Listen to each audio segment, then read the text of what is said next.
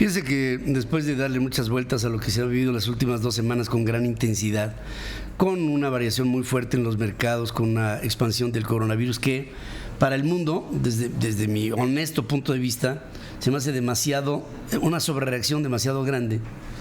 Pensar que por el coronavirus y todo lo que ha pasado haya venido este proceso tan sobrereactivo en la economía, al punto de haber dicho ya en varios días que no son días negros, son días de colapso de la economía en el mundo. Entonces me empecé a meter y ahí les va lo que veo. En primer lugar, hay un jugador que se llama Rusia. Rusia por años, desde que Vladimir Putin está en el poder, ha venido tratando de mantener un equilibrio en Medio Oriente por una razón muy simple: por hacer negocios y sacar todo lo que puede de la relación con 2 países que han sido clave para la relación expansionista de Rusia en Medio Oriente. Uno es Irán y el otro es Siria. Bashar al-Assad no ha caído luego de vivir una guerra civil ahí brutal y de que hay genocidio y muertes de niños y todo, y no cae. Y después llevamos años diciendo, ¿cómo es posible que este hombre no haya caído? Pues no ha caído porque Siria, todas las necesidades externas que tiene, y entre ellas tecnología e infraestructura, las han hecho los rusos. Y lo mismo ha pasado con Irán, un país que de alguna suerte fue dejado por los Estados Unidos y que Rusia lo toma cuando vino la desavenencia entre el Shah de Irán, la guerra del Pérsico, las teocracias, el Ruhollah Khomeini y Ali Khamenei. Y Ali Khamenei, este último, le ha mandado recursos a Rusia de una manera brutal. Y entre otras, ha habido mucha compra de armamento que ha sido ruso. Ahí está, un equilibrio. Otro equilibrio en América. ¿De quién? De Rusia. Ventajas, Venezuela. ¿Qué le ha sacado a Venezuela? No les voy a decir que petróleo, porque petróleo tiene Rusia. Rusia es el segundo productor más grande de petróleo del mundo. O sea que ese lado no. Pero ideológicamente, Rusia ha venido sosteniendo desde épocas del Leónidas Brezhnev, desde Khrushchev, ha venido sosteniendo a la presencia del socialismo en América. Ahí tienen a Cuba, está Rusia, ahí tienen, aunque se despidió Gorbachov y todo de Fidel Castro, sigue habiendo una sombra de Rusia en todo esto. Y ahí tienen a Venezuela. ¿Por qué no ha caído Venezuela? Es inexplicable, pues por la sombra de Vladimir Putin. Pero, ¿qué pasó? Que ya se le acabó el negocio a Rusia. Ya se le acabó porque Irán ya no da más, la teocracia ya no da más y Siria tampoco. Y entonces, en esta búsqueda de alianzas, ahora Rusia está tratando de establecer otro eje de intereses para seguir generando lo que obtuvo con Siria y con Irán. ¿Y cuál es su eje de intereses? Arabia Saudita e Israel. Entonces, Arabia Saudita e Israel son enclaves protectorados de alguna manera de los Estados Unidos, que no me oigan los árabes porque me van a matar, pero pues en el fondo Arabia Saudita ha sido Aramco, pues es una compañía petrolera que se ha hecho a base de las ventas que Arabia Saudita ha hecho a Estados Unidos de petróleo. Entonces, Rusia no rompe, curiosamente, ni con Israel ni con Siria, ni tampoco deja de proteger a Venezuela y a Cuba. Pero ahí va la otra parte del eje. De un coronavirus se convierte esto en un escenario catastrófico en el tema petrolero. Y aquí hay otro protagonista del otro lado. Aquí hay uno, Rusia. Aquí hay otro, Estados Unidos. Estados Unidos el jueves de la semana pasada. Eso fue lo que me hizo pensar todo esto que les estoy diciendo. El jueves de la semana pasada, el presidente de los Estados Unidos nos dijo en la reunión de Latin Coalition, nos dijo, y pronto verán cómo Estados Unidos intervendrá para restituir la democracia en Venezuela. Lo dijo ante un foro latino, como haciendo sentir que el tema está presente y subyacente. Y si ya lo dice así, y en el pasado quiso hacer lo mismo y no pudo, es porque hoy ya tiene un acuerdo con Putin. Y entonces, ¿cuál es el intercambio de todo esto? que con esta guerra, porque es una guerra, las guerras del siglo XXI ya no son como las del XX. Esta guerra en la que estamos metidos es una guerra de intereses y de petróleo y de ideologías políticas. Esta guerra es un intercambio. Bajo esta perspectiva, dentro del petróleo, ¿cuáles son las economías que pueden brincar el conflicto petrolero que estamos viviendo hoy? Pues las economías que tienen, aparte del petróleo, economías alternativas que lo saquen, ¿no?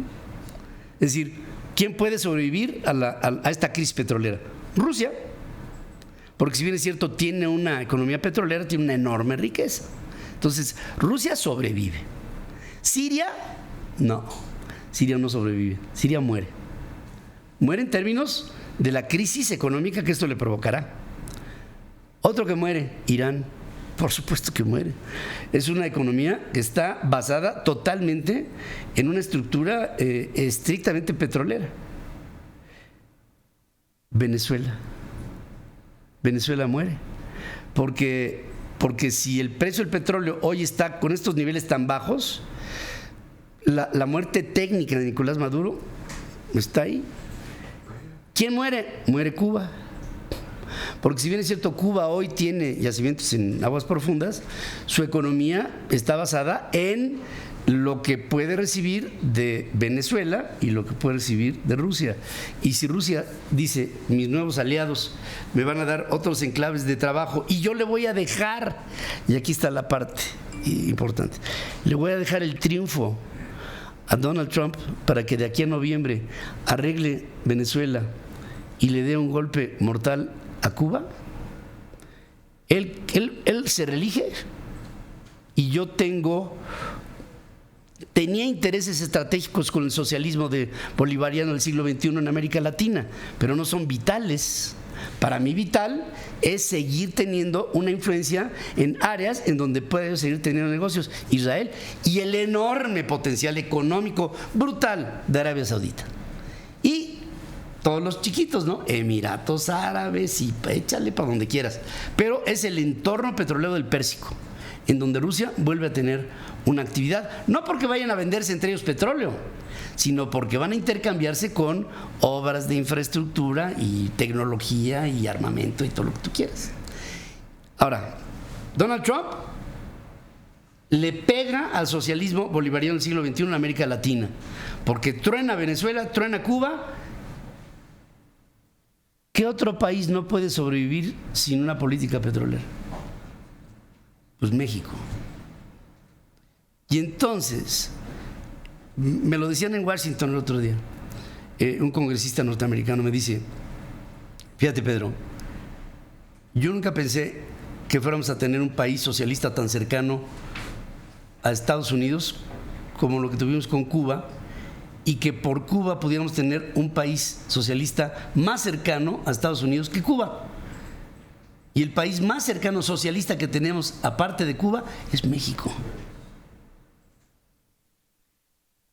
Y ayer decía el presidente López Obrador, están queriendo acabar con la posibilidad de que la cuarta transformación sea una realidad.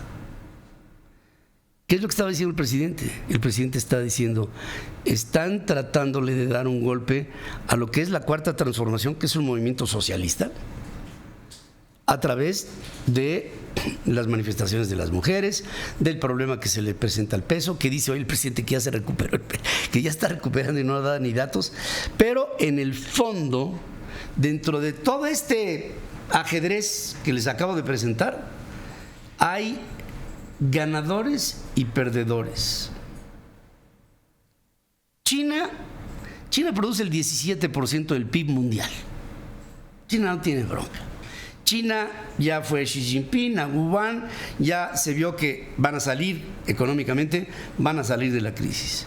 Una vez que truenen las estructuras de los países con precios bajos de petróleo, que digan, ya no, por favor, ya no, van a empezarse a recuperar, pero en el terreno del tiempo, este año va a ser un año recesivo para los países que solamente están basando su economía en el petróleo y para países que no tienen petróleo. Alemania la está pasando mal por lo mismo.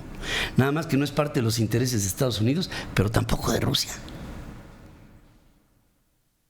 Vino el Brexit, el Reino Unido ya nos afecta con los problemas de Europa, Europa está hecho un polvorín y los que se frotan el bigote son Vladimir Putin y Donald Trump. ¿Qué? Si en otro tiempo, en una película de James Bond, hubieran sido los eternos enemigos, hoy son los eternos aliados. ¿Qué se dice del 2016? ¿Quién intervino para que ganara Trump?